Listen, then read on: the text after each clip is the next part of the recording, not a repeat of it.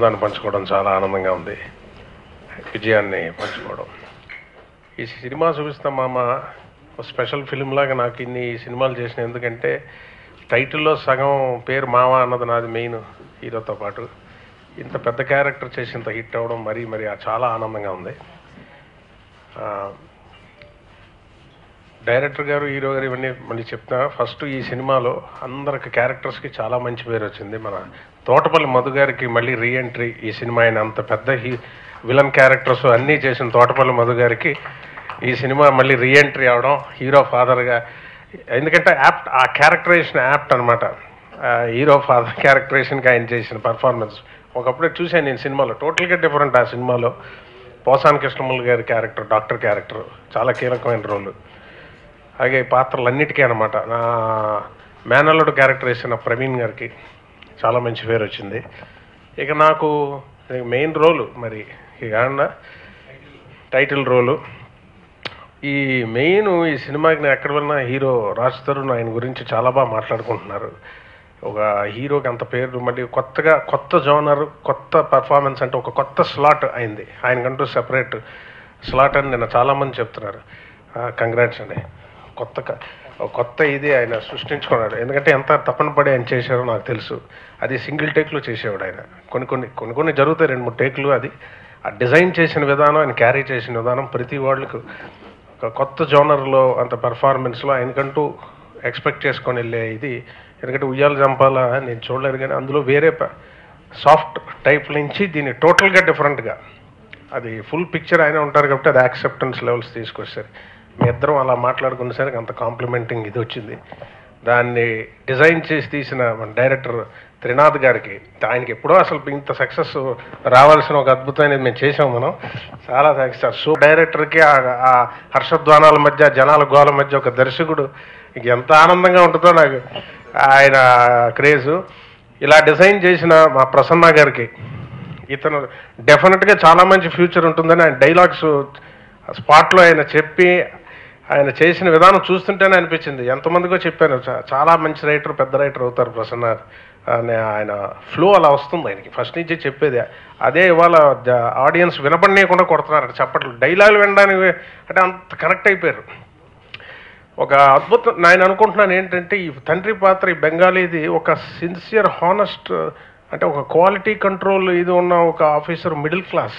ఈ middle class క్యారెక్టర్స్లోనే మీకు variations దొరుకుతాయి. ప్రతి చిన్న విషయానికి మనం స్పందించే ఇది.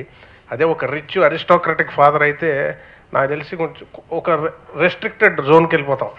సో అలాంటి జోన్ నుంచి దానికన్నా కింద జోన్లో ఉన్న మా హీరో ఇద్దరి మధ్య సంభాషణలు విపరీతంగా ఎంజాయ్ చేస్తున్నారని వచ్చింది. దానికి బెక్క వేణుగోపాల్ గోపాల్ గారు ఫస్ట్ నుంచి ఆయన చెప్పిన విధానం చాలా ఎగ్జైటెడ్ ప్రొడ్యూసర్. ఆయన ఏం మాట్లాడినా మోస్ట్ కన్విన్సింగ్ అండ్ మోస్ట్ ఆయనలో లాగేసుకుంటారు. ఆయన ఏం మాట్లాడినా మొత్తంగా బెస్ట్. ఇవాళ ఆయన ఆనందండి హిట్ అండి అన్నారు, మంచి హిట్ అండి అన్నారు, సూపర్ హిట్ అన్నారు. ఈ సినిమా చేస్తున్నప్పుడు అనుకునే ప్రొడ్యూసర్, సార్ మంచి హిట్ అని టాక్ రావాలి సార్. బాగానే ఉందండి అని కాదు, మంచి హిట్ కాదు మంచి హిట్ అన్న మాట వినపడాలని మనస్ఫూర్తిగా అందరు ఆత్మ పెట్టి పనిచేసిన సినిమా. డెఫినెట్గా అది ఆ వైబ్రేషన్ పనిచేసి ఇవాళ ఇంతమందిని కదిలిస్తుంటే, అందులో మన ప్రసన్న గారి ఊర్లో, అతని ఊర్లో బ్యానర్స్ కట్టేసి ఆ 30 ఏళ్ల బట్టి ఎవడో బ్లాక్ అమ్ముతారంటండి. 30 ఏళ్ల బట్టి బ్లాక్ అమ్మేవాడు అనుభవం ఎలా ఉంటుంది అసలు? అతని పేరు కనుక్కోండి అని అదే చెప్పాను. అసలు ఆ పేరు ఎలా ఉంటుంది? అతను ఫోన్ చేసి మాట్లాడేట, ఆ థియేటర్లో అప్పుడు అమ్మారట బ్లాక్, నువ్వే కావాలి. ఆ థియేటర్ ఏదో కొంచెం అనామకం. ఇప్పుడు మళ్ళీ ఈ థియేటర్లో ఈ సినిమా రిలీజ్ అయితే ఇప్పుడు అమ్ముతున్నట్ట బ్లాక్. ఆ పేరేంటో కనుక్కో. 30 ఏళ్ల బ్లాక్ మీద బతికినవాడు అంటే ప్రీమియం సినిమాల మీదే బతికినవాడు. అంటే వాడికి పల్స్ చెప్పేయగలడు అనమాట. అంటే బ్లాక్ మీద బతికానంటే అసలు ఎప్పుడో బ్లాక్ ఒకసారి వింటాం, 2 సార్లు వింటాం. బ్లాక్ మీదే బతికినవాడు 30 ఏళ్ళు. వాడు అనుభవం చూడండి. సో ఇలాంటి అనుభవాలు ఎన్నో ఈ సినిమా చూపిస్తా బావా. Very comfortable artist. అతన్ని సినిమాల్లో నేను కొట్టినట్టు నిర్జీవితంలో మా అబ్బాయిని కూడా కొట్టలే నేను అసలు. అలా కొట్టండి అనేవాడు. ఓహో ఇంట్లో బాగా కొట్టక ఇలా సినిమాల్లోకి వచ్చాడేమో అనుకొని బాగా కొట్టాను. ఇప్పుడు జనం బాగా కొడుతున్నారు చప్పట్లు. హిట్ అవుతుందని ఎక్స్పెక్ట్ చేసాం, కానీ అనుకున్న దానికంటే చాలా పెద్ద హిట్ చేశారు సినిమా. మీకు థ్యాంక్స్ ఎలా చెప్పుకోవాలి నాకు అర్థం కావట్లేదు. మొదటిగా మా డైరెక్టర్ గారి గురించి చెప్పాలి. త్రినాథ్ గారు సినిమా చేసేటప్పుడు సినిమా పట్ల ప్యాషన్, కానీ ఆయన కథ చెప్పినప్పుడు సినిమా కనిపిస్తుంది. సినిమా పట్ల ప్యాషన్ కానీ, ఒక సీన్ మీద ఉన్న గ్రిప్ కానీ, ఒక సీన్ తీసేటప్పుడు వెనకాల ఏ మ్యూజిక్ రావాలి ఆయన మైండ్లో ముందే ఉంటుందండి. ఒక్కొక్కసారి మ్యూజిక్ డైరెక్టర్తో ముందే చేయించుకొని తర్వాత సీన్ చేస్తారు. సో అంత క్లారిటీ ఉన్న డైరెక్టర్ అయినా మా డైలాగ్ రైటర్ ప్రసన్న తన పెన్ను పట్టు నాకు ఎప్పుడు చెప్తుండేవాడు. స్క్రిప్ట్ అవుతున్నప్పుడు కూడా, స్క్రిప్ట్ వర్క్ అయ్యేటప్పుడు అప్పుడు రాత్రి 1 గంటలకు పోయి డైలాగులు చెప్తుండేవాడు.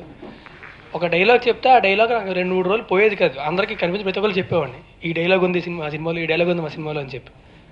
అలాంటి డైలాగ్ రైటర్ అయినా ఇంకా మా ప్రొడ్యూసర్స్ మా బెక్కం వేణుగోపాల్ గారు, రాజుబాయి గారు, రూపేష్ గారు, అంజిరెడ్డి గారు ఒక మంచి సినిమా చేద్దామని చెప్పి నలుగురు ఒక దగ్గరికి వచ్చారండి.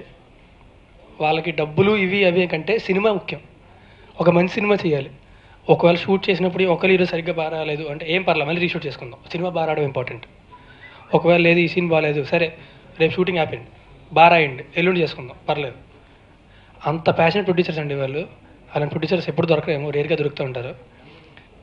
ఈ సినిమాకి నేను హీరో అంటారు, కానీ నా ఉద్దేశాలు మాత్రం రావు రమేష్ గారు హీరో అండి సినిమాకి. లేదు సార్, ఇప్పుడు నా రోల్ నేను కాకుండా చేయడానికి ఆల్టర్నేటివ్ దొరకచ్చేమో, కానీ ఆ రోల్ ఆయన తప్ప ఇంకెవ్వరూ చేయలేరు. ఇంపాసిబుల్. ఇంకెవరిని పెట్టినా సరే రోల్ పోతుంది. సో నా వరకు ఈ సినిమాకి రావు రమేష్ గారు హీరో అండి.